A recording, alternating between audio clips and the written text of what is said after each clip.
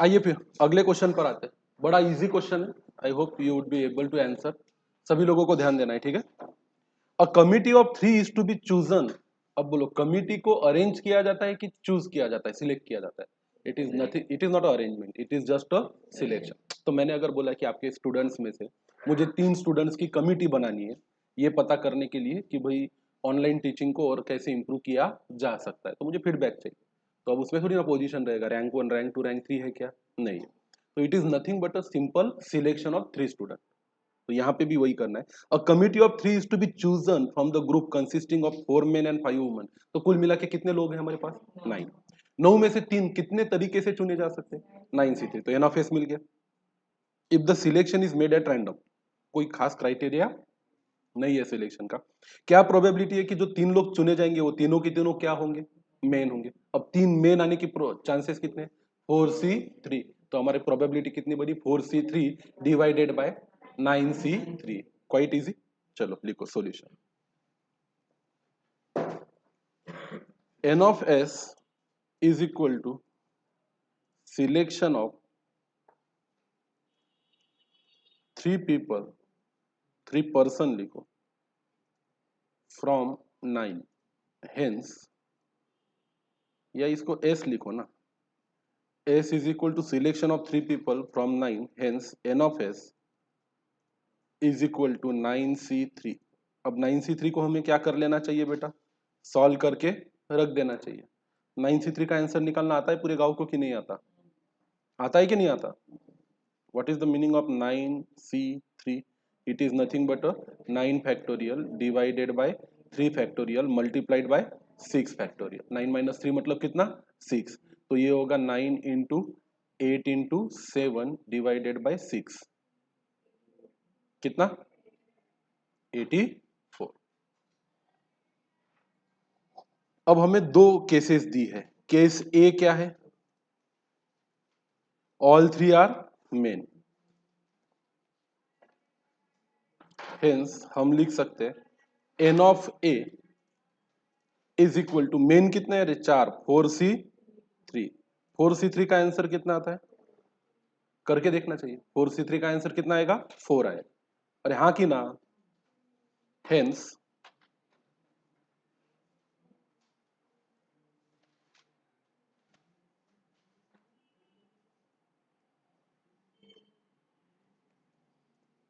Probability of happening of event. बातें बंद कर रहे हैं सकला, कितनी बातें करेगा? N of A upon n of S is equal to 4 divided by 84। 4 divided by 84 को छोटा कर सकते हो 1/21 and it is a final answer. Second क्या केस है हमारी इसमें? 2 आर मेन। अब 2 आर मेन का मतलब क्या होता है? 2 main and 1 women.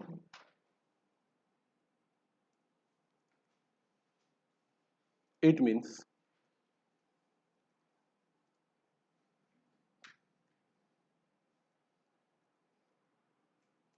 2 main and 1 women. 2 main कैसे सिलेक्ट हो सकते रहे? 4C2 एंड मतलब मल्टीप्लिकेशन, 1 वुमेन मतलब 5C1। और बताओ 4C2 का आंसर कितना आता है? पक्का बता। 6 एंड 5C1 का 5 मतलब कितना? 30। And therefore probability of happening this event will be 30 divided by how much रे? 84। इसको छोटा कर सकते हो, करो ना। 5/14। That's it.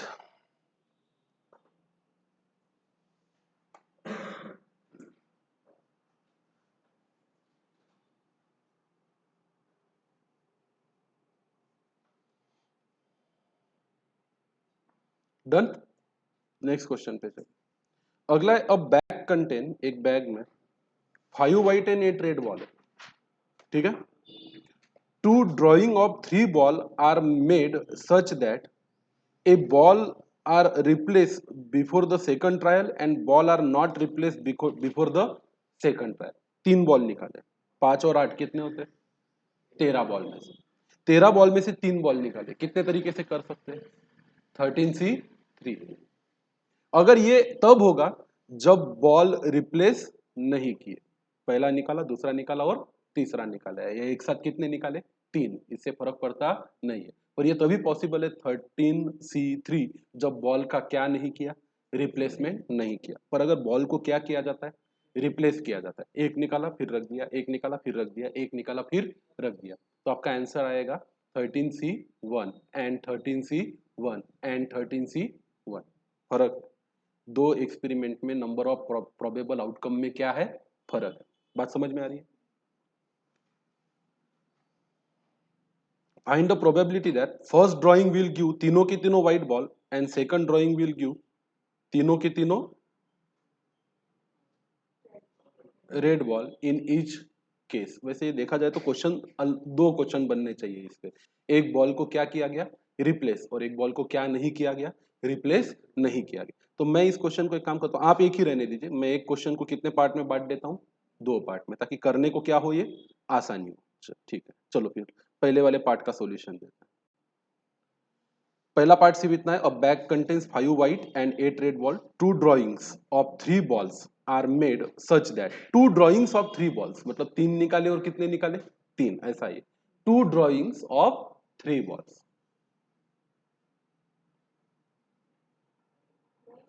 अच्छा, एक ही ड्राइंग है फिर, अगर क्वेश्चन को अलग कर दे तो हम ऐसे लिख सकते हैं, 3 balls are drawn such that balls are not replaced, कर लेते पहले।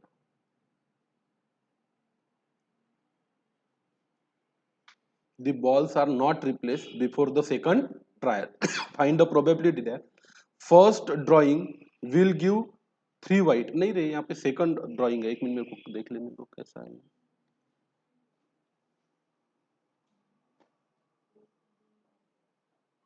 नहीं, 2 ही ड्राइंग की है, ये गलत है अपना।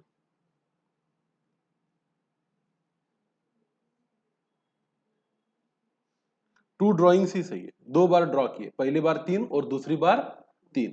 2 drawings of 3 balls are match such that, फिर एक ही केस पे काम करते हैं अपन, the balls are not replaced before the second trial. Find the probability that first drawing will give 3 white ball and second 3 क्या है?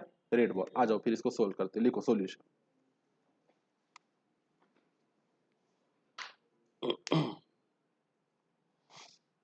बॉल्स को रिप्लेस किया कि नहीं किया? नहीं किया, तो लिखो यहाँ पे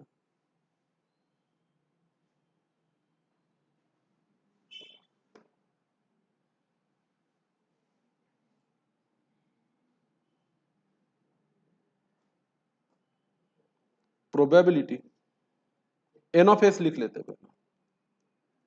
N of S is drawing 3 balls without replacement is equal to 13C3। कोई बताएगा क्या 13C3 का आंसर कितना आता है? 13C3 का आंसर कितना आएगा? 13 factorial divided by 6 multiplied bye 10 factorial, मतलब ये आएगा 13 into 12 into 11 divided by 6। 26 into 11 करो, कितना आता? 280। ये एन ऑफ एस है, drawing 3 balls without replacement for first time, पहली बार में निकाले, बराबर है। ए क्या चाहिए अपने को? कि पहले ट्रायल के बॉल कौन से बॉल होने चाहिए? तीनों के तीनों कैसे बॉल होने चाहिए? White ball.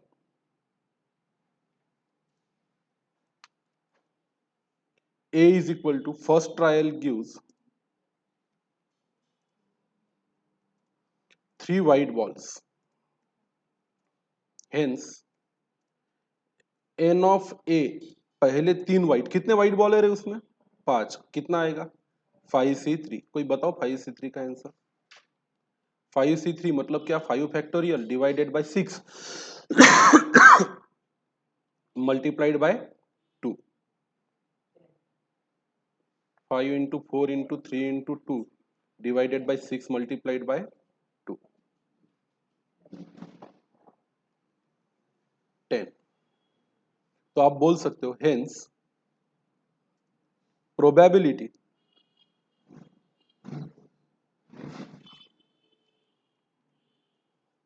of getting 3 white ball in first trial is 10 by 286। कितना होता है छोटा करते क्या इसमें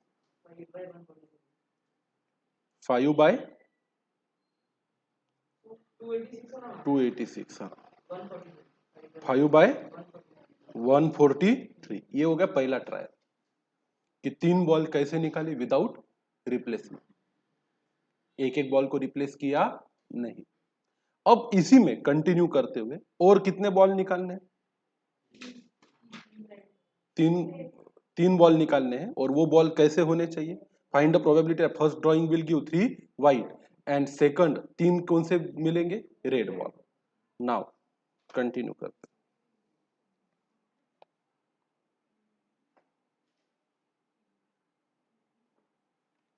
तो ऐसा लिखेंगे when replacement is not done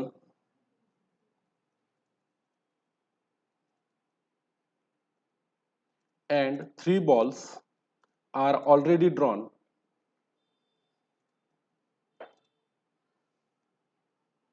total number of ball कितने रहेंगे 3 बॉल कौन से ड्रॉ किए हैं हमने व्हाइट,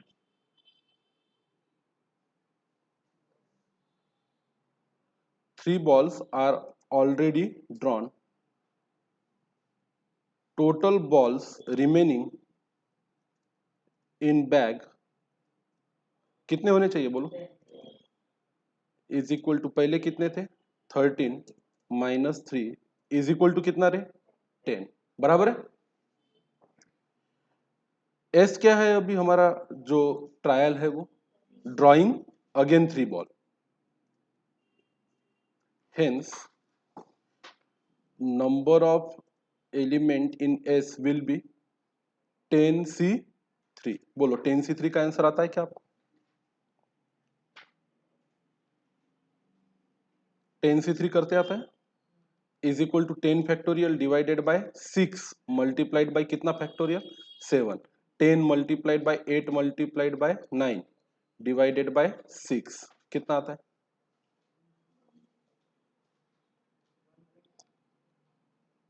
120। इतना तो पटापट कर लो। ए क्या है रे हमें क्या चाहिए अब जो सेकंड ट्रायल में चाहिए वो 3 red ball getting 3 red balls. अब बोलो उसमें कितने रेड बॉल्स है कितने रेड बॉल्स है 8 रेड बॉल्स है ना इज इक्वल टू 8c3। अब 8c3 का आंसर बता दो 8 factorial divided by 6 multiplied bye 5, 8 into 7 into 6 divided by 6 कितना 56। हेंस एन ऑफ ए ये सेकंड ट्रायल की जो पोजीशन आएगी वो आएगी 56 डिवाइडेड बाय 120। कोई छोटा करके बताएगा इसको 56 के आधे कितने होते हैं 28, 28 डिवाइडेड बाय 7 डिवाइडेड बाय 15।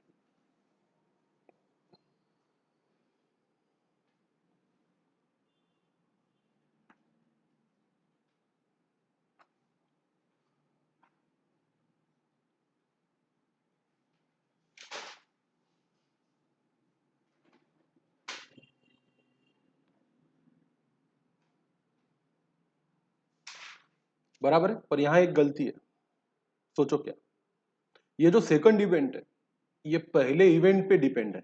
ये सेकंड इवेंट किस पे डिपेंड करता है पहले इवेंट पे डिपेंड करता है कि पहले इवेंट में कितने बॉल निकले, 3, और वो तीनों ही क्या है, wide ball.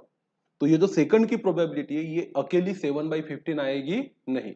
First 3 ball drawn and those are white ball and another 3 balls are drawn and those are wide. Are you getting my point? ये जो सेकंड प्रोबेबिलिटी है ये अपने आप में अकेली सेकंड प्रोबेबिलिटी नहीं है। ये कब हो रही है, पहला ट्रायल हुआ, उसके आउटकम हमें पता थे कि पहले जो 3 बॉल निकाले वो तीनों बॉल कौन से थे, वाइड बॉल थे, और उसके बाद हमने प्रोबेबिलिटी निकाली कि और अगर 3 बॉल निकालेंगे, और अगर क्या निकालेंगे, 3 बॉल, तो फिर दूसरे इवेंट की प्रोबेबिलिटी क्या आएगी। ये कब, जब पहले इवेंट क्या हुआ इसकी प्रोबेबिलिटी हमें पता थी, और तब जाके हमने कौन सा इवेंट ड्रॉ किया, दूसरा इवेंट। अब लिखो यहां पे नीचे, however the probability of second event 7/15 is derived when we already know the probability या आउटकम ऑफ फर्स्ट इवेंट। तो आप चाहो तो इसको इवेंट 1 इवेंट 2 में भी बाइफर्गेशन कर सकते हो। ऊपर लिख दो इवेंट 1 कि 3 बॉल निकाले बिना रिप्लेसमेंट के, और वो तीनों के तीनों कौन से थे, वाइड बॉल थे। और ये जो प्रोबेबिलिटी निकाली अपन ने किसकी, इवेंट 2 की, ये और 3 बॉल निकाले। Now when replacement is not done and 3 balls are नहीं चाहिए, ग्रामेटिकली यहां पे चाहिए were already drawn and 3 balls भी कौन से थे, वाइट थे। अरे हाँ कि ना, were already drawn, total ball remaining in the bag कितना है, 13 - 3 कितना, 10, and drawing another 3 balls, hence n of s आएगा 10C3, गेटिंग 3 रेड बॉल्स। अब इसमें से कितने रेड चाहिए, 3 ही रेड चाहिए, वो आएगा 8C3 का। तो यहाँ पे इस इवेंट की प्रोबेबिलिटी एन ऑफ ए आएगी 7 बाई कितनी, 15। ये नीचे की लाइन बहुत इंपॉर्टेंट है। However the probability of a second event 7/15 is derived when we already know the probability outcome of कौन सा event, first event, and hence the probability of second event will be called as compound event या compound probability।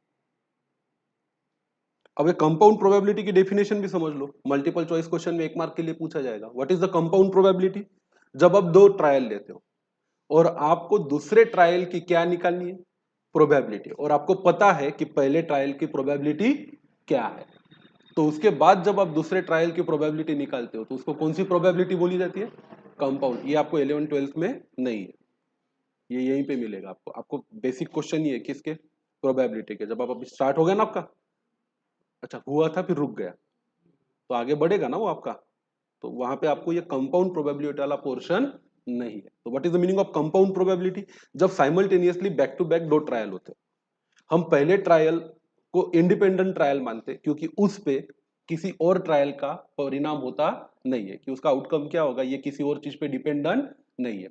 पर अगर उससे जुड़ा हुआ या उसके बाद का कोई दूसरा इवेंट होता है जिसकी प्रोबेबिलिटी क्या होगी, ये डिपेंड किस पे करता है, पहले ट्रायल की प्रोबेबिलिटी क्या थी, और वो आपको पता है। इस केस में पहले ट्रायल में हमने कौन से बॉल निकाले, 3 वाइट बॉल, इसीलिए तो बोल रहे हैं कि उसको रिप्लेस नहीं किया, तो बैग में अभी भी कितने बॉल्स है, 10 बॉल है, और व्हाइट बॉल ही निकले थे पहली बार, तो रेड कितने बचे हैं, 8।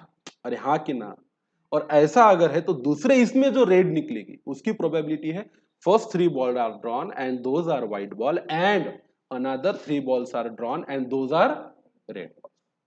Are you getting my point.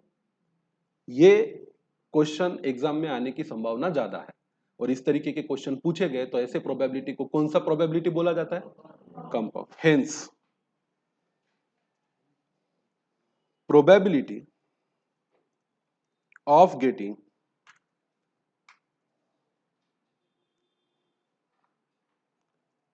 3 red balls in second event is equal to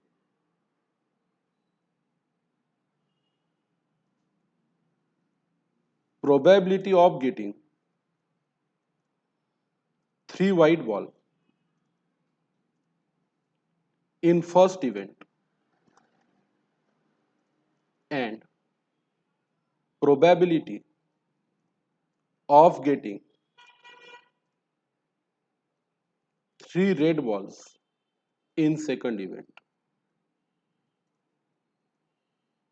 तो आप चाहो तो प्रोबेबिलिटी को कंपाउंड प्रोबेबिलिटी भी बोल सकते हो.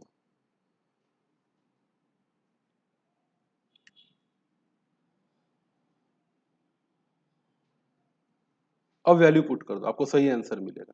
एंड का मतलब क्या होता है? Into. What was the probability of getting 3 white ball in first event? 5/143. And मतलब क्या? इनटू. और दूसरे वो अगर उसका आउटकम पता है तभी तो इसकी प्रोबेबिलिटी कितनी निकली? 7/15. फाइनल आंसर बताओ कितना था?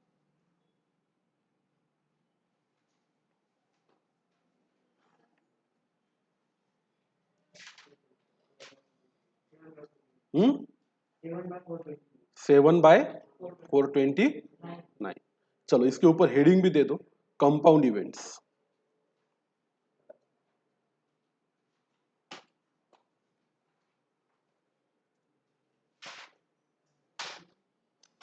What is the meaning of then compound events रे? जहां पे दो इवेंट होते हैं. जहां पे कैसे इवेंट होते हैं? दो. और दूसरे इवेंट में प्रोबेबिलिटी कितनी रहेगी ये डिपेंड किस पे करता है? कि पहले इवेंट की प्रोबेबिलिटी क्या थी. तो लिखो यहाँ पे डेफिनेशन भी लिखो. कंपाउंड इवेंट्स मींस, मीनिंग लिखो इसके नीचे. आप नीचे लिखो, मैं ऊपर लिख लेता हूं.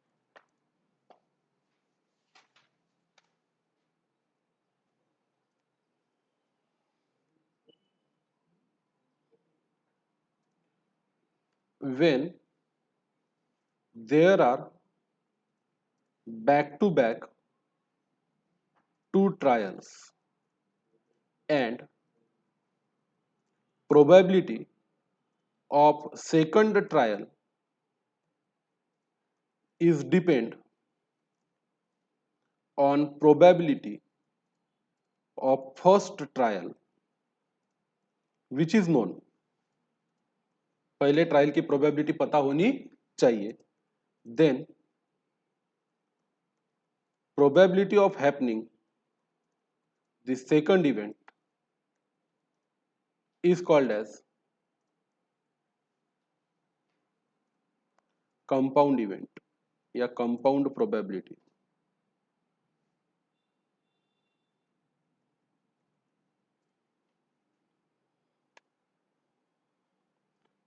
क्या मीनिंग है फिर कंपाउंड इवेंट का? Compound event and compound probability. एक कोई भी लिखा तो चलेगा आपने. When there are back to back two trials, जब एक के पीछे कितने ट्रायल होते हैं? दो trials. And probability of second trial is depend on the probability of first trial which is known, जो हमें पता होना चाहिए. Then probability of happening the second event is called as कौन सी प्रोबेबिलिटी? Compound probability. बराबर है. And second event is called as a compound event. Event compound event है और उसकी प्रोबेबिलिटी को क्या बोला जाएगा? Compound probability. बराबर. यही तो हमने यहां पे किया कि एक बॉल बैग में 5 व्हाइट और 8 रेड बॉल, दो ट्रायल किए गए. पहली बार 3 बॉल निकाले और दूसरी बार 3 बॉल निकाले बिना किसी रिप्लेसमेंट के. तो पहली बार अगर 3 बॉल निकाले तो वो 3 बॉल कौन से बॉल होने चाहिए? White ball. इसकी प्रोबेबिलिटी को तय करना कोई बहुत बड़ा काम नहीं है. वो आएगा 5C3 डिवाइडेड बाय 13C3. अब ये पता चल गया. अब जब पता है कि पहली बार के ट्रायल में 3 व्हाइट बॉल निकले, इसकी प्रोबेबिलिटी पता है, फिर हम और सेकंड ट्रायल कर रहे हैं, उसी में से कितने बॉल निकाल रहे? 3 बॉल निकाल रहे. अब हमें ये तो पता है कि पहली बार जो बॉल निकले थे वो कौन से बॉल है? व्हाइट बॉल से. तो अब उसमें व्हाइट बॉल कितने बचे? 2. और रेड बॉल कितने बचे? 8. मतलब कुल मिला के बॉल कितने बचे? 10. तो 10 में से अब कितने निकाल रहे? 3। उसमें भी कौन से बॉल चाहिए? अब वो 10 ही बॉल रहेंगे, ये तो पता है, पर उसमें से 10 में 2 ही रेड व्हाइट है और बचे हुए 8 क्या है? रेड है। ये किस पे डिपेंड करता है कि पहले कौन से बॉल निकले होंगे? व्हाइट बॉल ही निकले होंगे, और तभी जाके इसकी प्रोबेबिलिटी कितनी आती है? ये 5/143, सॉरी कितना, 7/15। अब एक्चुअली जो सेकंड इवेंट है वो आइसोलेशन में अकेले में हुआ नहीं है, ये ऐसा होगा, ये सब कुछ डिपेंड करता है कि पहले क्या हुआ था। और ऐसे जब इवेंट्स होते हैं तो इन इवेंट्स को कौन सा इवेंट बोला जाता है? Compounding. Are you getting my point? तो आप 2 एग्जाम दे रहे हो, एक है 7 तारीख को, एक है 8 तारीख को। आपको 8 के पेपर में कितने मार्क्स आएंगे ये डिपेंड करता है क्या कि साथ में कितने मार्क्स आए थे? नहीं करता है। तो ये जो 2 इवेंट है ये कंपाउंड इवेंट नहीं है। तो कई बार प्रोबेबिलिटी के क्वेश्चन को सॉल्व करते वक्त कुछ चीजें ध्यान से पढ़नी पड़ती है। पहला, इसमें सिलेक्शन है कि इसमें अरेंजमेंट है? इसमें क्या है? सिलेक्शन है कि अरेंजमेंट? कभी कभी दोनों ही होते हैं, सिलेक्शन भी होता और अरेंजमेंट भी होता, तो वो ध्यान में रखना होगा। फिर इवेंट इंडिपेंडेंट है, इंडिपेंडेंट मतलब दूसरा इवेंट जो हो रहा है उसका पहले से कोई लेना देना नहीं है, ऐसा है। या दूसरा जो इवेंट हो रहा है वो डिपेंड करता है कौन से इवेंट पे? पहले इवेंट पे, वैसा है। इन सब के आधार पे तय होता है कि आपके क्वेश्चंस के क्या आंसर आने चाहिए। Are you getting my point? अब आओ, अब अगला जो क्वेश्चन है, अब बैक कंटेंट्स वही क्वेश्चन है। 5 white and 8 red ball. 2 drawings or 3 ball are made such that the balls are replaced before the कौन सा ट्रायल? Second trial. नहीं, यहां पे आंसर कैसा आएगा आपका? अलग आएगा। अब बॉल को क्या किया गया है? रिप्लेस किया गया। तो अब दूसरी बार में जो बॉल निकलेंगे उसका पहली बार क्या हुआ था इससे कोई लेना देना है ही नहीं, तो ये आपस एक्चुअली में कंपाउंड इवेंट है ही नहीं। तो इसका आंसर सीधा आएगा, पहले का आंसर वही आएगा जो आया था आपका 5 बाई कितना, 143। और दूसरे इसमें फिर से आपको 13 में से कितने बॉल निकालने? 3, और तो तीनों ही क्या होने चाहिए? रेड बॉल होने चाहिए। लिखो सॉल्यूशन।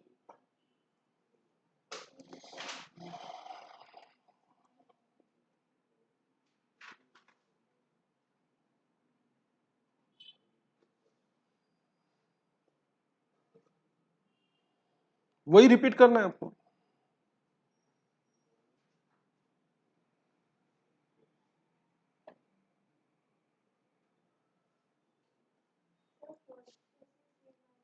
सेम आएगा? नहीं, वो वैसा रिप्लेसमेंट वाला 3 बॉल निकालना नहीं है यहाँ पे। 3 बॉल जब निकाले तो एक साथ निकाले, और दूसरी बार जब 3 निकाले तो उसमें रिप्लेसमेंट किया नहीं है। ये डाउट जेन्युइन है जो इसके दिमाग में आया कि रिप्लेसमेंट का मतलब एक निकाला फिर दूसरा रिप्लेस कर दिया, फिर दूसरा निकाला फिर रिप्लेस कर दिया, फिर तीसरा। ऐसा वाला रिप्लेसमेंट का क्वेश्चन नहीं है। ये रिप्लेसमेंट इन 2 ट्रायल के बीच में का रिप्लेसमेंट है। एक साथ 3 निकाले और फिर बिना रिप्लेस किए और 3 निकाले। अब यहाँ पे 3 निकाले और फिर उसको वापस डाल दिया, और फिर कितने निकाले? 3 निकाले। चलो लिखो। इवेंट 1 लिखो।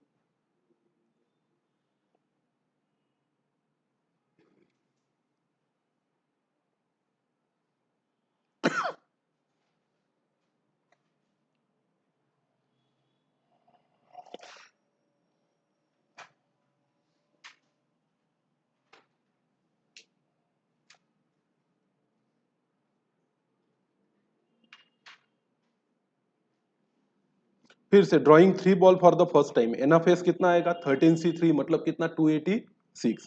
ए हमें क्या चाहिए? फर्स्ट ट्रायल गिव्स कौन सा व्हाइट बॉल? 3 व्हाइट बॉल, तो आएगा 5C3 मतलब कितना? 10। And probability of getting 3 white balls in a first trial is 10/286। ये तो 3 लाइन का आंसर था। अब आते इवेंट 2 पे।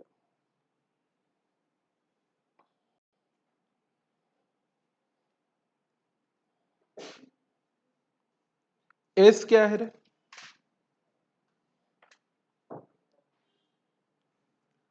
3 balls drawn first या drawn earlier were replaced. Hence, again, there are 13 balls and 3 balls are drawn.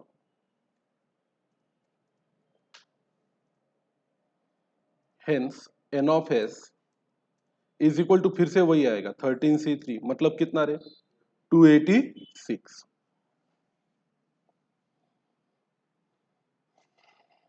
ए क्या है? गेटिंग 3 रेड बॉल्स, कितना आएगा ये 8C3, और 8C3 का तो आंसर हमें पता है कितना आता है 56। अब बोलो यहां पे ये जो दूसरी बार बॉल निकाल रहे हैं और वो रेड होना चाहिए, इसका कोई कनेक्शन है कि पहली बार क्या निकला था? कोई कनेक्शन नहीं है। Here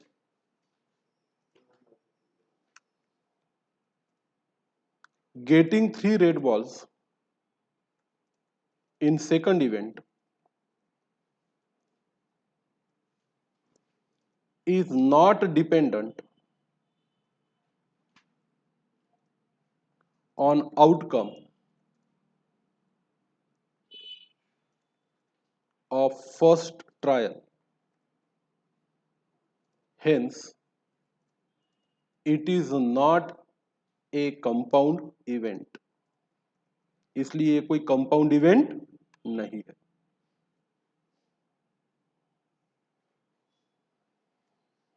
Hence, probability of getting A in this case ये हमेशा ही इतना ही बना रहेगा, कितना 56 डिवाइडेड बाय 286। बोलो कितना आता है? 7 बाय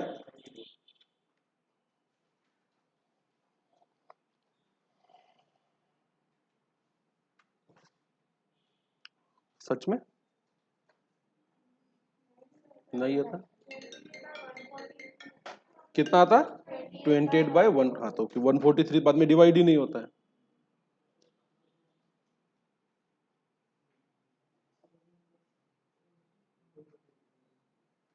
क्यों रे ऐसा करता? 143 कहाँ डिवाइड होता किसी से?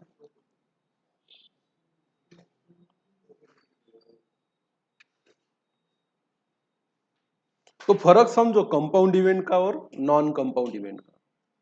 तो ऐसा क्वेश्चन अभी बॉल्स के केस में आया, ऐसा ही क्वेश्चन कार्ड के केस में भी पूछा जा सकता है।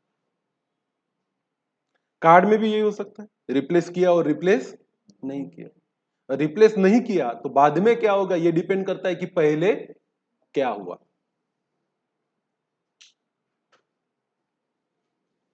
तो जब बाद में जो होता है वो डिपेंड करता है पहले क्या हुआ था, तो ऐसे इवेंट को कौन सा इवेंट बोला जाता है? Compound event. और उसकी प्रोबेबिलिटी को क्या बोला जाता है? Compound probability. तो पढ़ना पड़ेगा क्वेश्चन को। चलो आगे बढ़ते हैं, अगले क्वेश्चन।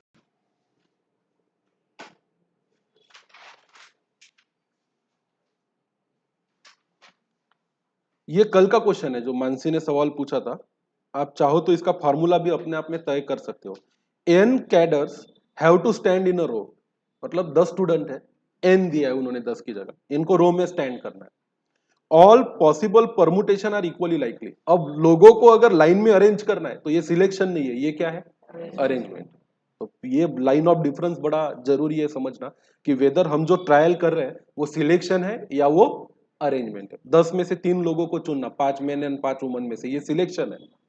पर 10 के 10 लोगों को रो में अरेंज करना, ये क्या है? एक अरेंजमेंट है। तो अगर 10 लोगों को 10C 10P10 तरीके से किया जा सकता है। कितने तरीके से? 10P10। और 10P10 का आंसर कितना आता है? 10 फैक्टोरियल। तो n लोगों को कितने तरीके से किया जाएगा? npn। तो इसका आंसर कितना आएगा? n factorial. अरे हाँ कि ना? npn मतलब n factorial divided bye n minus n factorial. n minus n मतलब कितना? 0। तो 0 फैक्टोरियल का आंसर आता है 1। तो बचा कितना? n factorial. अरे बाबा सिंपल सी बात है ना। देखो 10P10 क्या होता है? 10 factorial divided bye 10 minus 10 factorial, मतलब 10 फैक्टोरियल डिवाइडेड बाय 0 फैक्टोरियल, मतलब 10 फैक्टोरियल बाय 1, मतलब कितना? 10। तो आपको कोई बोले कि npn करो तो आप क्या बोलोगे? n factorial divided bye n minus n factorial, मतलब कितना आएगा? n factorial. अरे हाँ कि ना? अब इन्होंने सवाल पूछा है कि n cadets have to be stand in a row, तो ये तो एक अरेंजमेंट है। Find the probability that 2 particular cadets are side by side. दोनों साथ में ही होने चाहिए। अब अगर साथ में ही होने चाहिए तो इन दो कैंडिडेट्स का क्या बना दो? एक ग्रुप बना दो। तो पहले अगर मुझे बताओ, पहले अगर 10 थे और दोनों का एक ग्रुप बनाया तो अब बचे कितने 8 और एक ग्रुप मतलब एक, ये कितने हो गए 9। 9 मतलब एक ग्रुप बनाने के बाद 10 माइनस 1, तो अगर n लोग है तो ये क्या होगा n माइनस 1 ग्रुप बन जाएंगे। अरे हाँ कि ना। अब बोलो अगर n ग्रुप को आपस में अरेंज किया जा सकता है n फैक्टोरियल तरीके से, तो n माइनस 1 ग्रुप को कैसे अरेंज किया जा सकता है n माइनस 1 फैक्टोरियल तरीके से। और तो और ये जो दो लोग हमेशा ही साथ में होने चाहिए, ये तो हमेशा ही ए बी और बी है, ए बी और बी है, ए बी और बी है। ये कई लोगों को अगर नहीं समझ में आया तो मैं थोड़ा सा और डिटेल में समझाता, ध्यान दो। चार ही लोग हैं, एक है ए, एक है बी,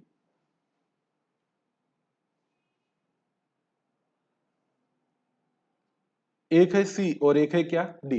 कंडीशन है कि बी और सी हमेशा क्या होने चाहिए साथ में। तो आप इसको अरेंज करके देखो, पहले ए रहेगा, फिर बी और सी रहेंगे, फिर क्या रहेंगे डी। पर यह भी तो हो सकता है अगर पहला ए है तो फिर सी बी है और बाद में कौन है डी है। अरे हाँ कि ना। फिर यह भी तो हो सकता है कि पहला डी है, पहला कौन है डी, फिर कौन है बी सी और फिर कौन है ए, फिर पहला डी है, फिर सी बी है और फिर कौन है ए। ये हो गए 1 2 3 4। फिर पहला ए हो गया डी हो गया, पहला किसको रखते हैं बी को, तो फिर बाद में कौन आएगा सी, फिर आएगा ए और डी, फिर पहला बी, दूसरा सी, डी और ए, फिर पहला सी, फिर बी, फिर ए और डी, और फिर सी, फिर बी, फिर डी और ए। तो कितने हो गए 1 2 3 4 और 4 कितने 8। अब ये आंसर निकला कैसे कि there are 4 people, find the probability that 2 particular people are always together. तो हम तो ये बोलेंगे कि 4 लोगों को पहले कितने तरीके से अरेंज कर सकते हैं 4 फैक्टोरियल वेज से। फिर 2 अगर हमेशा ही साथ में है तो ग्रुप कितने बने 3, तो 3 ग्रुप को कितने से कर सकते 3 फैक्टोरियल। और ये 2 लोग आपस में कितने तरीके से अरेंज हो सकते 2 फैक्टोरियल, मतलब ये कितने हो गए 3 फैक्टोरियल मतलब 6।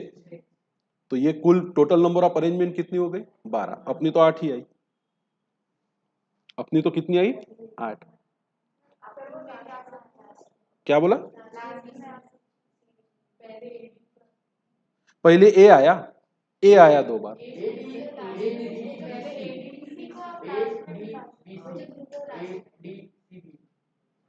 AD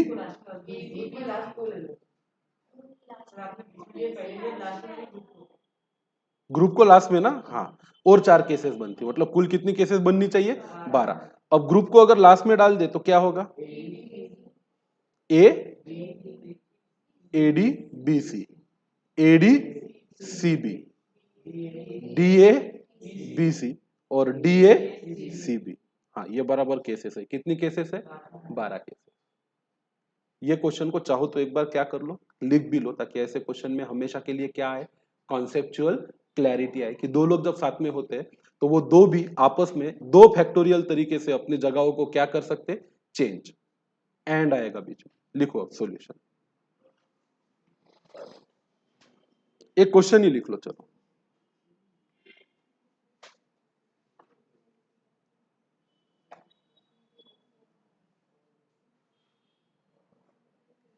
there are 4 people,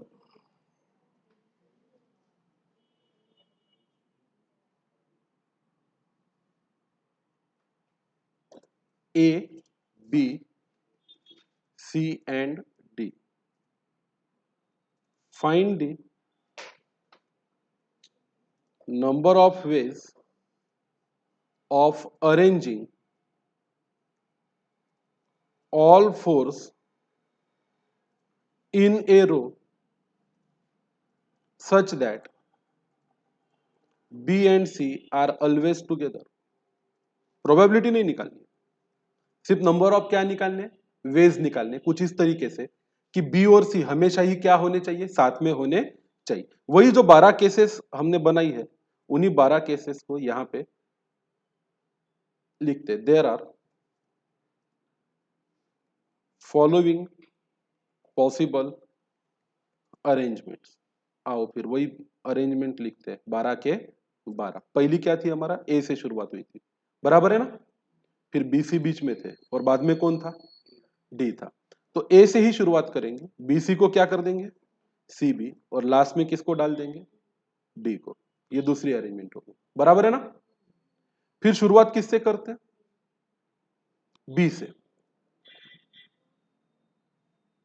D से करते हैं। डी से शुरुआत की तो बी सी आएंगे और बाद में कौन आएगा, ए। फिर शुरुआत करते हैं डी से, सी बी आएगा और बाद में कौन आएगा, ए। फिर ए से हो गई शुरुआत, डी से हो गई, फिर बी से शुरुआत करते हैं तो लेंगे क्या, बी सी। बी सी के बाद आएगा ए और क्या, बी। फिर बी सी से शुरुआत करते हैं, बाद में कौन आएगा, बी और ए। फिर किससे शुरुआत करते हैं, ए से हो गई शुरुआत, डी से हो गई, बी से हो गई, फिर सी से शुरुआत करते हैं, सी और क्या लेते हैं, बी। और बाद में, सॉरी, सी डी साथ में चाहिए ना, नहीं बी सी साथ में चाहिए, सी बी, ए और कौन, डी। फिर सी, हाँ हाँ, B C D, A D, अच्छा बी और सी साथ में चाहिए ना, फिर सी बी डी ए, 8। अब शुरुआत किससे करना बाकी है, ए से हो गई, डी से हो गई, बी से हो गई, सी से हो गई,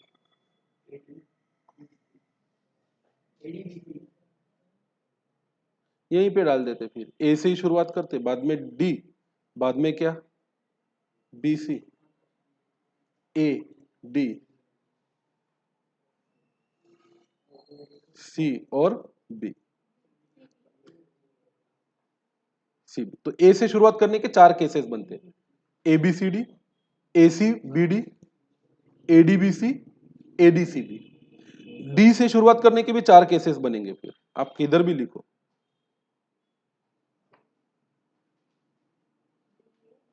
D A B C, D A C B, हो गए 12 केसेस। अरे हाँ की ना, हेंस नीचे लिखेंगे there are 12 ways, in other words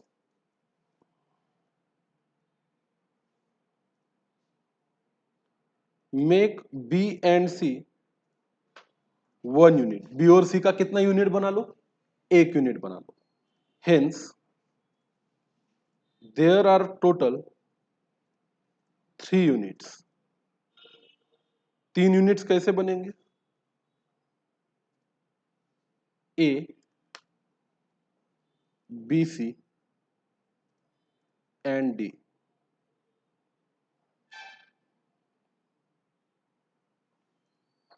Three units can be arranged in 3p3 ways and 2 units, ये 2 units कौन से, B C, can arranged, can be arranged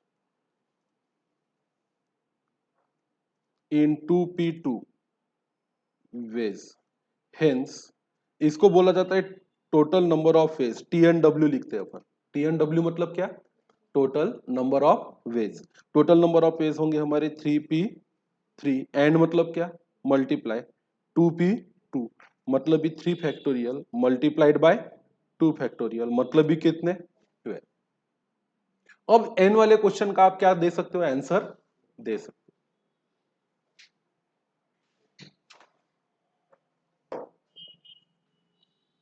अब एन वाले क्वेश्चन का आप क्या कर सकते हो, आंसर कर सकते हो। वैसे तो कई लोग एन वाला फार्मूला भी रट लेते हैं, पर फार्मूला रटने की जरूरत नहीं है।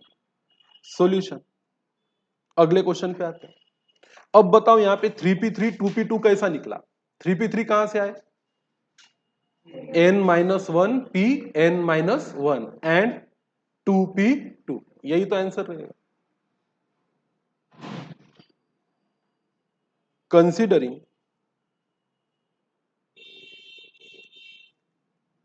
the above problem, total number of ways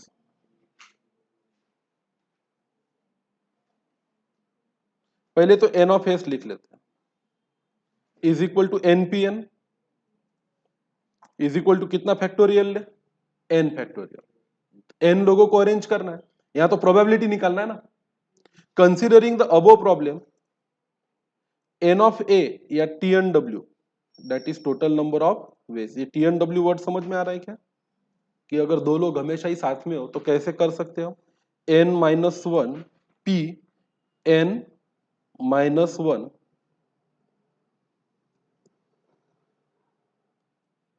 n मतलब मल्टीप्लाइड बाय 2p2। यही तो किया था अपन ने, 3p3 किया था, एंड क्या किया था 2p2। 3 कहां से आए थे, 4 में से एक गया, 5 होते तो 4p4 करते एंड 2 फैक्टोरियल करते, अरे हाँ कि ना। 10 होते तो 10, हाँ 9p9 करते एंड 2p2 करते। तो यहाँ पे n-1 p n-1 and 2p क्या करेंगे 2 करेंगे। अब n-1 p n-1 का आंसर क्या आता है n-1 फैक्टोरियल, अरे हाँ कि ना। अगर 10p10 फैक्टोरियल आता है, 9p 9 फैक्टोरियल आता है, तो n-1 p n-1 कितना आएगा n-1 फैक्टोरियल, और 2p2 कितना आएगा 2 फैक्टोरियल। अब मुझे बताओ what is the value of n-1 factorial. अच्छा मुझे बताओ 10 फैक्टोरियल क्या होता है, 10 multiplied bye 10-1 multiplied by 10-2 multiplied by 10-3, अरे हाँ कि ना, डॉट डॉट डॉट। 3 फैक्टोरियल क्या होता है, 3 multiplied by 3-1 multiplied by 3-2 multiplied by 3-3। तो n फैक्टोरियल क्या होगा फिर, n multiplied by n-1 multiplied by n-2 and multiplied by dot dot dot n-n, अरे हाँ कि ना। तो मुझे बताइए n-1 फैक्टोरियल, आगे की इसको भी बढ़ा सकते हैं, कर सकते हैं ना, n-1 multiplied by n-1 -1 multiplied by n-1 -2, और ये कितना भी आगे जा सकता है, लेके जा सकते हैं कि नहीं लेके जा सकते। तो ठीक है, आओ फिर, ये तो है हमारा n-1 and therefore p of ए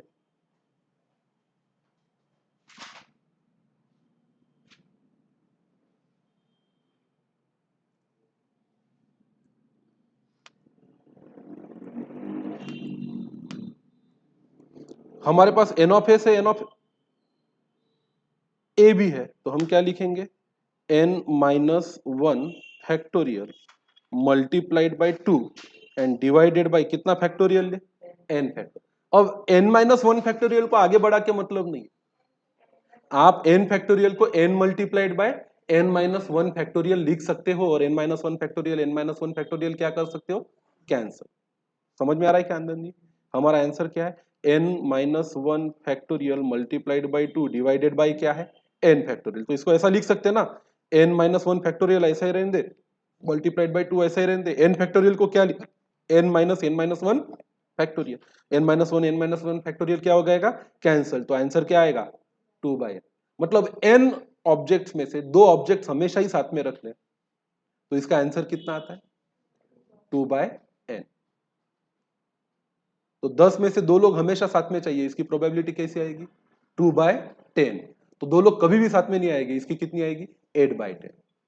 और वही हमारे लास्ट क्वेश्चन का क्या था आंसर, 10 में से 2 लोग हमेशा ही साथ में है, इसकी प्रोबेबिलिटी आई थी 1/4, और वो कभी भी साथ में नहीं है, इसकी प्रोबेबिलिटी कितनी आई थी 4/। Are you getting my point. हाँ, तो अगर 10 में से 2 लोग हमेशा साथ में है तो 2/10 आती है इसकी प्रोबेबिलिटी, 2 लोग हमेशा साथ में है तो 2/10 आती है। तो 10 में से 3 लोग हमेशा साथ में है तो प्रोबेबिलिटी कितनी आनी चाहिए, गलत हो आप लोग। अगर आपने ये रूल बना लिया कि 10 में से 2 लोग हमेशा ही साथ में रहे, इसकी प्रोबेबिलिटी 2/, कितनी है 10 है, तो 3 लोगों की आप बोल दोगे 3/, क्या आती 10, तो आप सरासर गलत हो, कभी भी आपका आंसर टैली होने वाला नहीं है, इतने आसानी से थंब रूल बनते नहीं है, इसलिए मैंने ये रूल वाला प्रॉब्लम पहले नहीं पढ़ा। नहीं तो मैं चाहता तो इसका पहले क्या पढ़ा देता रूल, और फिर आपको बोलता कि चलो भाई n/10 आता, तो 10 लोग है तो आप बोल दो क्या कितना 2/। अब अगर 3 लोग हमेशा साथ में है तो केस ही बदल जाएंगे। देखो 10 लोग है, 10 में से आपको चाहिए कि 3 लोग हमेशा क्या होने चाहिए साथ में, तो बचे 7 और एक ग्रुप कितना हो गया 8, बराबर है ना। तो n ऑफ s कितना आएगा यहाँ पे 8 फैक्टोरियल। अब ये 8 के 8 लोग आपस में कितने तरीके से अरेंज कर सकते हैं? 8 फैक्टोरियल से।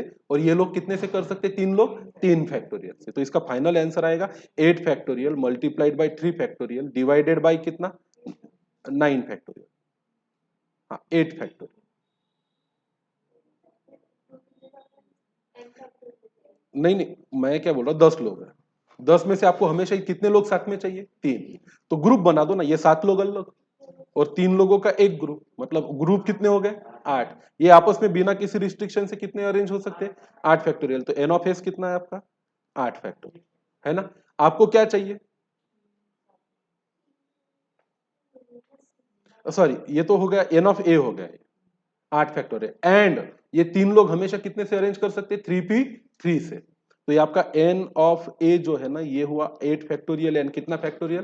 3 फैक्टोरियल। कुल तो 10 लोग है, तो आपका एन ऑफ एस कितना होगा? 10 फैक्टोरियल। तो आपका फाइनल आंसर क्या आएगा? 8 factorial multiplied by 3 factorial divided bye कितना?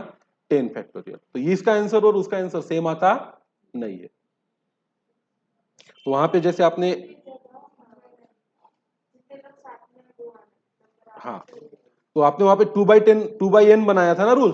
तो यहाँ पे वो कभी 3/n होता नहीं है। वो रूल सिर्फ और सिर्फ कितने के लिए लगता? 2 लोग टुगेदर के लिए लगता। वो 3 के टुगेदर के लिए लगता नहीं, उसको करना पड़ेगा। इसलिए रूल पे जाओ मत, हमेशा करके देखो। चलो इसको सॉल्व करते हो।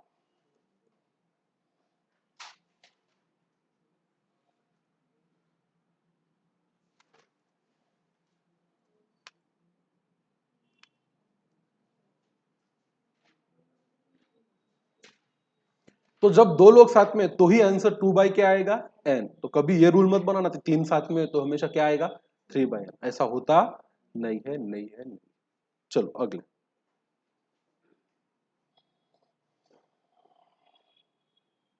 अगला क्वेश्चन पढ़ो आप। अ bag contains 5 white and 4 black ball. देखो इसको आंसर कर पाते कि नहीं कर पाते।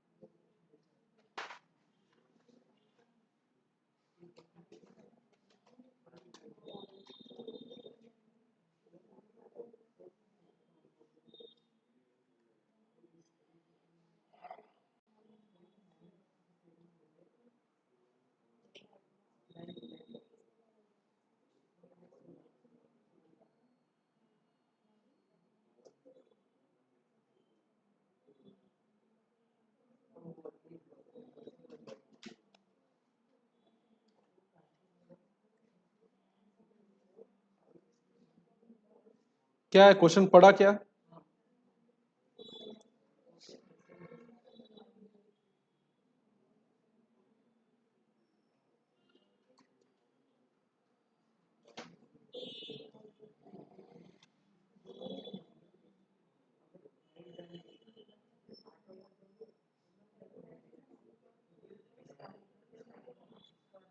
कर रहे अनिकेत आंसर का?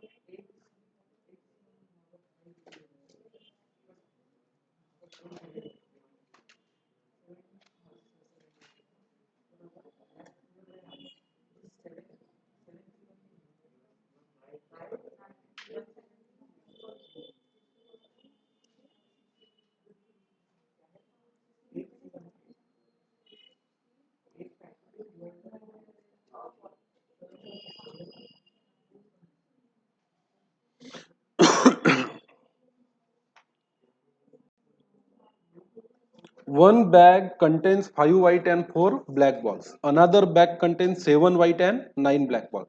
A ball is transferred from a first bag to second bag and ball is drawn from the second. Find the probability of the ball drawn is क्या है? White. अब बोलो ये इवेंट कंपाउंड है कि नॉन कंपाउंड है?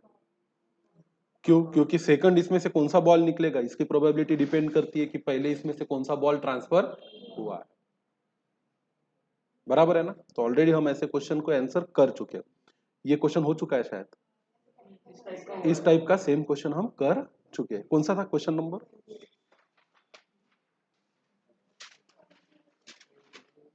चलो 5 white and 4 कितने बॉल्स है वहां पे? ब्लैक बॉल्स है। Another 7 white and 9 black. अब एक बॉल ट्रांसफर किया पहले बैग से कौन से बैग में? दूसरे, और दूसरे में से फिर एक बॉल निकाला। तो क्या केसेस बनती है? पहला बॉल जो ट्रांसफर किया वो कौन सा बॉल है? व्हाइट। एंड फिर दूसरे में से निकाला वो भी कौन सा होना चाहिए? व्हाइट। और पहला जो ट्रांसफर किया वो कौन सा है? ब्लैक। एंड दूसरे में से जो निकाला वो कौन सा है? व्हाइट। तो लिखो ना सोल्यूशन।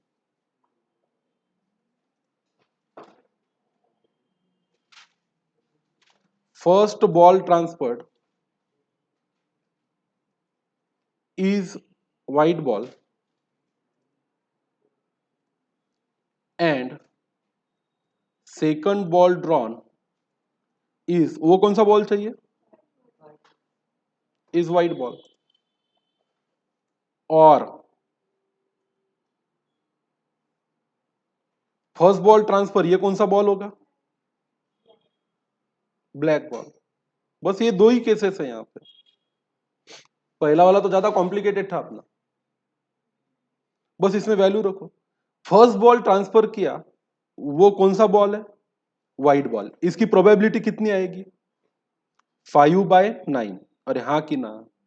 अरे कुल 5 व्हाइट बॉल है पहले इसमें, और कुल मिला के 9 बॉल्स है, तो 5C1 और 9C1। Is that okay? And मतलब क्या? Multiplied by. अगर ऐसा हुआ तो दूसरे इसमें पहले से ही कितने व्हाइट बॉल है? 7। और 9 कितने हैं? ब्लैक। तो एक अगर उधर से व्हाइट आया तो व्हाइट कितने हो गए? 8।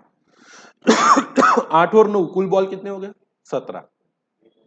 तो 8 डिवाइडेड बाय 70। अरे हाँ कि ना? 8C1 और 70C1। और मतलब क्या? प्लस। अब पहला बॉल जो इधर से ट्रांसफर हुआ वो कौन सा बॉल है? ब्लैक। इधर ब्लैक कितने? 4। तो आएगा कितना? 4/9। एंड मतलब क्या? मल्टीप्लाई। अगर इधर से गया हुआ बॉल कौन सा बॉल है? ब्लैक है, तो अब उधर ब्लैक बॉल कितने हो गए? 10। और व्हाइट कितने? 7। तो 7 बाई कितना? 70। आंसर करो फाइनल।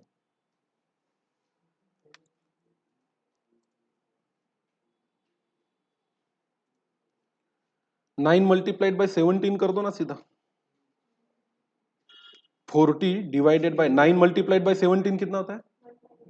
140 153 plus 28 divided by 153। अब दोनों के एडिशन कर दो। 68 डिवाइडेड बाय 153 होता क्या और छोटा? नहीं, तो रहने दो।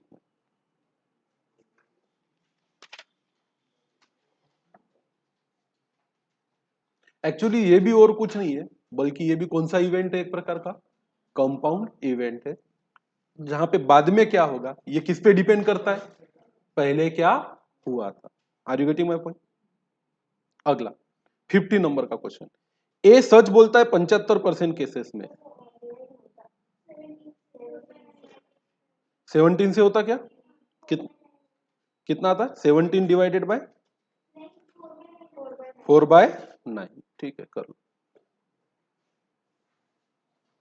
अब अगला क्वेश्चन बहुत आसान है, इसको आप बहुत इजीली आंसर कर सकते हो। ए सच बोलता है 75% केसेस में, मतलब ए के सच बोलने की प्रोबेबिलिटी कितनी है? 3/4। 3/4 बोलेंगे। तो वो सच नहीं बोलता, इसकी प्रोबेबिलिटी कितनी है? 1/4। बी सच बोलता है 80% केसेस में, मतलब 4/5 केसेस में। तो सच नहीं बोलता वो 1/5 cases. In what percent of cases are they likely to contradict each other? अब एक दूसरे से कॉन्ट्रेडिक्ट करेंगे। ए सच बोल रहा है एंड बी झूठ बोल रहा है, और बी सच बोल रहा है एंड ए झूठ बोल रहा है। तो ये दोनों, ये देखो, इस टाइप का क्वेश्चन किया था। Either of the event will happen, A will happen और बी। वो हस्बैंड वाइफ देने गए थे क्या? जॉब। जॉब का husband will be selected and wife will not be selected, और wife will be selected and husband will not be selected. तो चलो इसको आंसर करो। अब बताओ ये कंपाउंड इवेंट्स है कि इंडिपेंडेंट इवेंट्स है? इंडिपेंडेंट। भाई ए क्या बोल रहा है, इसका परिणाम किस पे नहीं पड़ता? बी क्या बोल रहा है, और बी क्या बोलेगा, इसका परिणाम किस पे नहीं पड़ता? ए पे। तो चलो सॉल्व करो। A speak truth and B lies, A lies and B speak truth, और का साइन डाल दो बीच में।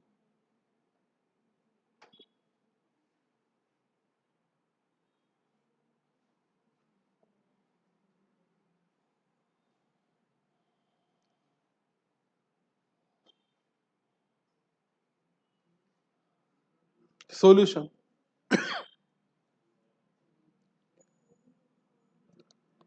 ए and B contradict each other is equal to, ये बनाएंगे A truth and B lies, और A lies and B truth. ऐसे तो ऐसा नहीं लिखना चाहिए, अच्छे भाषा में लिखना चाहिए, पर ठीक है। बोलो भाई, ए सच बोलता है, इसकी प्रोबेबिलिटी कितनी है? 3/4। एंड मतलब मल्टीप्लिकेशन। बी झूठ बोलता है, इसकी प्रोबेबिलिटी कितनी है? 1/5। ये एक केस हो गया। और मतलब क्या? एडिशन।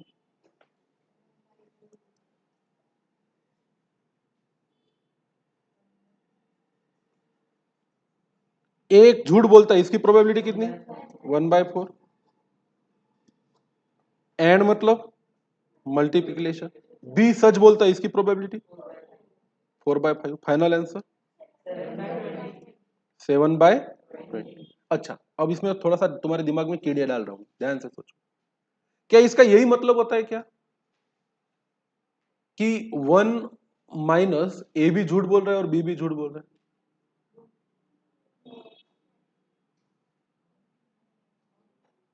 अब ए भी झूठ बोल रहा है एंड बी भी क्या बोल रहा है? झूठ बोल रहा है।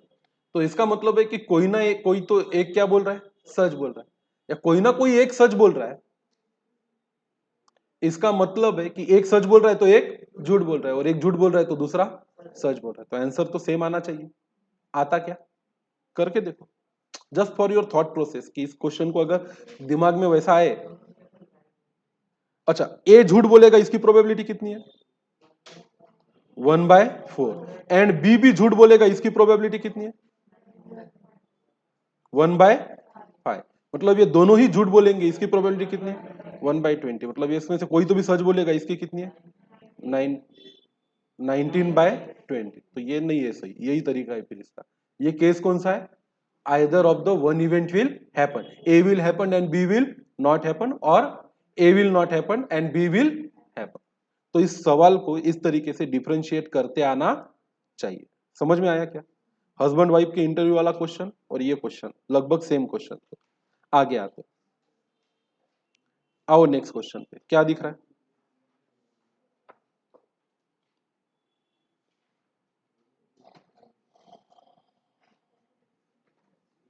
Two dice are tossed, what is the probability that total is divisible by 3? और क्या है? 4। अब और का मतलब क्या होता है? और का मतलब क्या होता है? एडिशन। तो पहले तो आप एक डायस रोल करो तो 3 से डिविजिबल होने वाले नंबर्स निकाल लो। अब टोटल 2 डायस अगर रोल किए तो कितने आते हैं? N of s 36। इसमें 3 से डिविजिबल नंबर क्या आते हैं? 3, 6, 9, 12। 9 आता ना, दो की टोटल 9 नहीं आती क्या? एक पे 5 आया, एक पे 4 आया, एक पे 4 आया, एक पे 5 आया, तो टोटल कितनी आ सकती है? 9 आ सकती है। तो 3 का टेबल आएगा कहां तक? 36 तक। 4 के डिविजिबिलिटी के लिए, 4 की डिविजिबिलिटी के लिए 4, 8, 12, 16, 20, 24, 28, 32 और 36। क्या कुछ कॉमन आता है क्या? 3 के टेबल में और 4 के टेबल में कुछ कॉमन आता है क्या? 12 कॉमन आता। तो 12 इधर भी है, 12 उधर भी है। तो आपको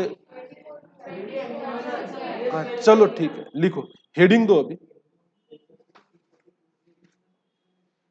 एक नई चीज सीखा था।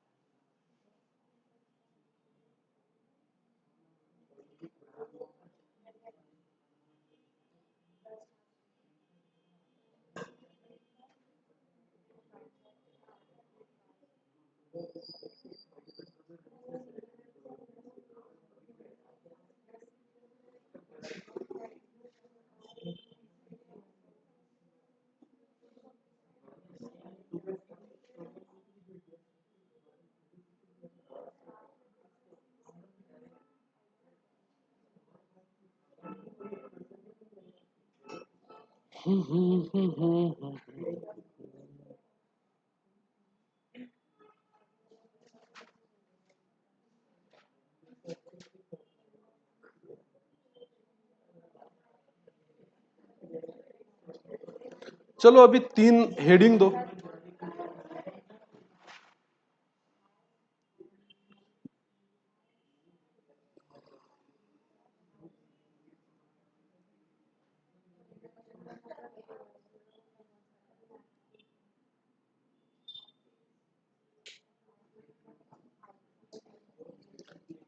हेडिंग दो, म्यूचुअली एक्सक्लूसिव इवेंट्स, या ऐसा दो, टाइप्स ऑफ इवेंट्स।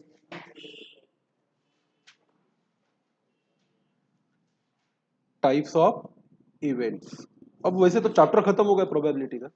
अब आपको वर्बल जो क्वेश्चंस थे वो खत्म हो गए। अब अपन सीधे सीधे जो न्यूमेरिक क्वेश्चंस आते हैं उसके फॉर्मूले पढ़ते हैं। टाइप्स ऑफ इवेंट में क्वेश्चन लिखो, define.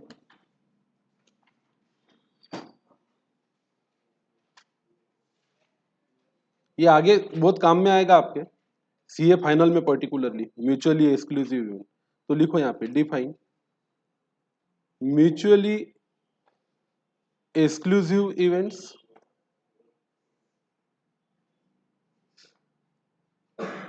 exhaustive events and mutually exclusive and exhaustive events।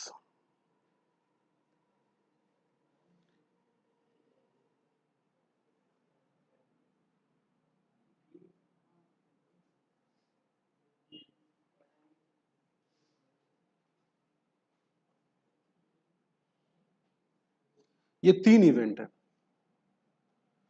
लिखो कैसे लिखा है कि म्यूचुअली एक्सक्लूसिव इवेंट में मैं समझा देता, आपको लिखना है बाद में, पहले देख लो फिर लिखना। म्यूचुअली एक्सक्लूसिव इवेंट किसको बोलते हैं? तो सुनो, एक कॉइन को अगर हमने टॉस किया तो क्या आता है बताओ? हेड आता है या टेल आता है? अगर हेड आया तो क्या नहीं आ सकता? टेल। और टेल आया तो क्या नहीं आ सकता? तो ये जो एक कॉइन को टॉस करने वाला इवेंट है, जिसके ऐसे आउटकम हो सकते हैं कि एक आउटकम आया तो कभी भी दूसरा आउटकम नहीं आ सकता, तो ऐसे इवेंट्स को क्या बोला जाता है? Mutually exclusive. आप लोगों ने सीए फाउंडेशन का एग्जाम दिया, what are the probable outcome? Pass या फेल। पास हुए तो क्या नहीं हो सकते, और फेल हुए तो क्या नहीं हो सकता? पास। तो ये इवेंट कौन से? Mutually exclusive. एक हुआ तो दूसरा नहीं हो सकता। क्यों पढ़ा रहा हूं सुनो। अगर एक डायस रोल किया तो मल्टीपल ऑफ 3 आ सकते हैं, और क्या आ सकते हैं? Multiple of 4। पर क्या इसमें यह पॉसिबल है क्या कि मल्टीपल ऑफ 3 आया तो मल्टीपल ऑफ 4 नहीं आ सकता, और मल्टीपल ऑफ 4 आया तो मल्टीपल ऑफ 3 नहीं आ सकता? ये नहीं हो सकता, क्योंकि 12 एक ऐसा नंबर है जो मल्टीपल ऑफ 3 भी है और मल्टीपल ऑफ 4 भी है। तो इवेंट्स में एक और बाइफर्केशन करना होता है कि इवेंट म्यूचुअली एक्सक्लूसिव है या म्यूचुअली एक्सक्लूसिव नहीं है। तो फॉर्मूले अलग अलग लगते हैं। अगर इवेंट म्यूचुअली एक्सक्लूसिव रहे तो there are the different rule, और इवेंट अगर म्यूचुअली एक्सक्लूसिव नहीं रहे तो there are different rule of finding the probability. सोचो मैं आपको क्यों समझा रहा हूं। अभी अभी एक क्वेश्चन आया अपने सामने, क्या? एक डायस रोल किया, आपको प्रोबेबिलिटी निकालनी थी कि जो आउटकम आएगा टोटल आएगा 2 डायस का, वो मल्टीपल ऑफ क्या रहेगा? 3। और क्या रहेगा? Multiple of 4। तो आप मल्टीपल ऑफ 3 के तो बोल सकते हो 12 आउटकम आते हैं। 12 आउटकम आते हैं ना, 3, 6, 9, 12, 15, 18, 21, ऐसे टोटल नंबर ऑफ आउटपुट 12 होंगे ना। 12 3 36 होते ना। अरे हाँ कि ना? और 4 के आउटकम कितने आएंगे? हाँ 9 आएंगे। 4, 8, 12, 16, 20, 24, 9 आउटकम। अब आप बोलोगे कि इसके आउटकम कितने? 12। एंड मतलब क्या? प्लस। और उसके आउटकम कितने? जो भी आ रहा है, मतलब 3 के मल्टीपल के आउटकम कितने? 12। एंड मतलब क्या? मल्टीप्लिकेशन। और उसके आउटकम कितने? 9। बराबर है ना?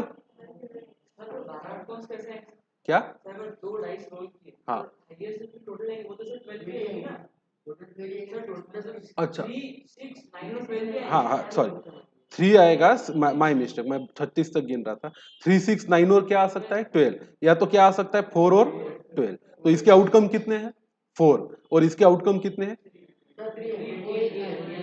4 8 और 12। इसके आउटकम कितने हैं 3। तो आप बोलोगे टोटल आउटकम कितने हो गए 4 और 3 7। ये गलत है। क्यों गलत है? क्योंकि इसमें इसमें भी 12 है और इसमें भी क्या है 12 है। तो आपके टोटल आउटकम आ सकते हैं 3 6 9 4 8 और 12। 2 बार नहीं लेना पड़ेगा। कितनी बार लेना पड़ेगा? एक ही बार। तो ये नहीं बोल सकते आप कि मल्टीपल ऑफ 3 आया तो मल्टीपल ऑफ 4 आएगा ही नहीं। इसलिए अब इस टाइप के इवेंट्स को समझना बहुत जरूरी है, क्योंकि इसके बिना आप आगे के क्वेश्चंस को क्या नहीं कर पाओगे, आंसर नहीं कर पाओगे। तो लिखो म्यूचुअली एक्सक्लूसिव इवेंट क्या होता है। मैं समझा देता हूं, बाद में लिख लेना, मैं पॉज कर दूंगा, लेक्चर एंड करेंगे, क्वेश्चन कल करेंगे। सुनो, थ्रोइंग अ डायस है 1 2 3 4 5 6। इवन नंबर ऑकर्ड क्या हो सकता है 2 4 और 6, और ऑड नंबर ऑकर्ड क्या हो सकता है 1 3 5। अब बोलो ये इवेंट में इवन आया तो क्या नहीं आ सकता ऑड, और ऑड आया तो क्या नहीं आ सकता इवन। तो ये जो इवेंट है कौन सा, गेटिंग अ इवन नंबर और गेटिंग ए ऑड नंबर, ये प्योरली म्यूचुअली एक्सक्लूसिव इवेंट्स है, क्योंकि एक हुआ तो दूसरा नहीं हो सकता। क्या लिखा है in above example if event A occurs event B can never occur simultaneously such events are called as a mutually exclusive event. In other words if the intersection of two events is an empty set. Intersection of set पढ़े थे, तो दो event के अगर आप क्या बनाते हो सैंपल सेट बनाते हो और उसमें कुछ भी कॉमन ना हो। एक कॉइन टॉस किया, getting a head H, getting a tail P, getting head and tail. And मतलब इंटरसेक्शन पढ़ाया था, और मतलब क्या यूनियन। कुछ आएगा क्या गेटिंग हेड एंड टेल हो सकता है क्या कभी?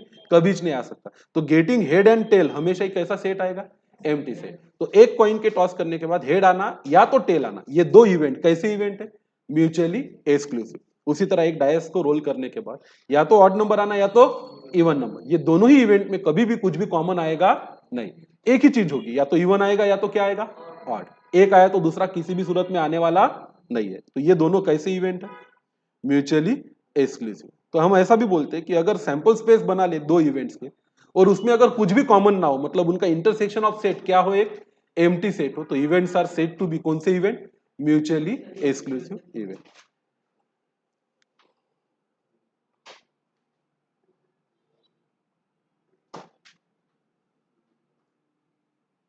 और कुछ लिखा है on the other hand if A occurs and then simultaneously C can also occur. ये इसकी कोई जरूरत नहीं है, छोड़ो, ये नहीं लिखा तो चलेगा। आगे एग्जॉस्टिव इवेंट क्या होती है ये समझिए। Consider the exam of throwing a dice, S is equal to 1 2 3 4 5 है। Let A is equal to number less than 3। Less than 3 मतलब उसमें 3 आता क्या नहीं, तो क्या आ सकता है 1 और 2। Number greater then 2 but less than 6 appear. Greater than 2 but less than क्या है 6 है, तो 3 4 और क्या आएगा 5। और एक और इवेंट है C, number greater than 4 appears. C कितना है 5 6। अब आप बोलो the union of set A union B union C 6 and see if the events union of a event from the sample space then the event are called कौन सा event exhaustive. तो अगर आपको दो तीन इवेंट दिए हैं, उस इवेंट के जो प्रोबेबल क्या है आउटकम, अगर उन सब इवेंट्स की क्या कर दो आप यूनियन। यूनियन करना आता है बिना रिपीट किए सबके सब एलिमेंट्स को क्या करना ऐड करना, इसको बोलते हैं यूनियन ऑफ सेट। तो अगर जितने भी प्रोबेबल आउटकम बन सकते हैं उस इवेंट्स के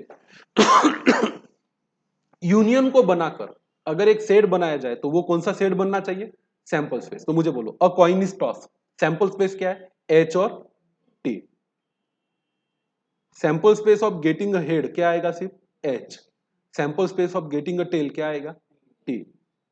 तो क्या ये दो इवेंट एग्जॉस्टिव इवेंट है क्या गेटिंग हेड एंड और गेटिंग टेल? हाँ है, क्योंकि उन दोनों को एक करोगे तो उसका यूनियन क्या बनेगा सैंपल स्पेस। दूसरा, एक डायस रोल किया, गेटिंग अ ऑड नंबर क्या है 1 3 5। Be getting a even number क्या है 2 4 6। ए यूनियन क्या करो बी, क्या मिलेगा 1 2 3 4 5 6। अरे हाँ कि ना, मिलेगा कि नहीं?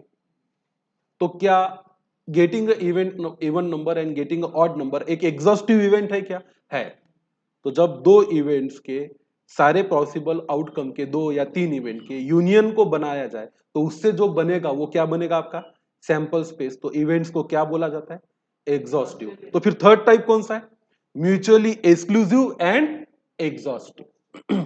तो events getting even number and getting odd number ये म्यूचुअली एक्सक्लूसिव भी है और एग्जॉस्टिव भी है। अरे हाँ कि ना? Getting head and getting tail on rolling of a single tossing of a single coin ये म्यूचुअली एक्सक्लूसिव भी है और साथ में एग्जॉस्टिव भी। अब बोलो और dice is roll, dice is roll getting number less than 3 1 and 2 getting number greater than 4 5 6 mutually exclusive है कि नहीं है? Getting number less than 3 and getting number more than 4 क्या ये दो इवेंट म्यूचुअली एक्सक्लूसिव है या नहीं है? है। अगर लेस देन 3 आएगा तो कभी भी ग्रेटर देन 4 नहीं आएगा और ग्रेटर देन 4 आएगा तो कभी भी लेस देन 3 नहीं आएगा। पर क्या ये दो इवेंट एग्जॉस्टिव है क्या? नहीं, क्योंकि इसका सैंपल स्पेस बनाओगे तो क्या आएगा 1 2 5 6 ये कभी भी एस के बराबर होता नहीं है। तो इवेंट तीन प्रकार के होते हैं। एक हो सकते हैं क्या म्यूचुअली एक्सक्लूसिव, एक हुआ तो दूसरा नहीं होगा। एक इवेंट्स हो सकते हैं या कुछ इवेंट्स हो सकते हैं एग्जॉस्टिव, अगर उनकी यूनियन कर दी जाए तो आपको क्या मिलेगा सैंपल स्पेस। और कुछ इवेंट ऐसे भी होते हैं जो म्यूचुअली एक्सक्लूसिव भी होते हैं और एग्जॉस्टिव भी होते हैं। अब बताओ a dice is roll getting a number 3 और less than 3 getting a number 4 or greater than 4 are those events are mutually exclusive? Are those two events are exhaustive? Is these events are mutually exclusive and exhaustive? Yes. Got my point? Explanation समझ में आ गया? थोड़े थोड़े example के साथ इसको क्या किया है यहाँ पे एक्सप्लेन भी किया है। तो एग्जॉस्टिव इवेंट में क्या लिखा? Consider the example of throwing a dice, फिर ए इवेंट है बी इवेंट है और क्या इवेंट है सी। The union of this set is A union B union C S. Hence, if the union of events form the sample space, then event are called as a exhaustive. Mutually exclusive and exhaustive event क्या है? If two events A and B are mutually exclusive, मतलब उनका intersection क्या है? एक empty set है. And same time A and B are क्या है? Exhaustive, मतलब उनका union क्या बनाता है? Sample space भी बनाता है. Then the event A and B are called as mutually exclusive and exhaustive. For example, एक डायस थ्रो किया, even number awkward 246, odd number occur 136। यहाँ पे दोनों इवेंट म्यूचुअली एक्सक्लूसिव भी है और साथ में एग्जॉस्टिव भी। तो बस इतना लिख लो, मैं स्क्रीन रखता हूँ आपके लिए, लेक्चर को एंड करता हूँ। फिर इस पे कल कुछ फॉर्मूलेज रहेंगे और उसका न्यूमरिक रहेंगे। न्यूमरिक क्वेश्चन आते हैं और उसके न्यूमरिक ही क्या देने आंसर। वर्बल और थेरोटिकल क्वेश्चन लगभग हमने कवर कर लिए।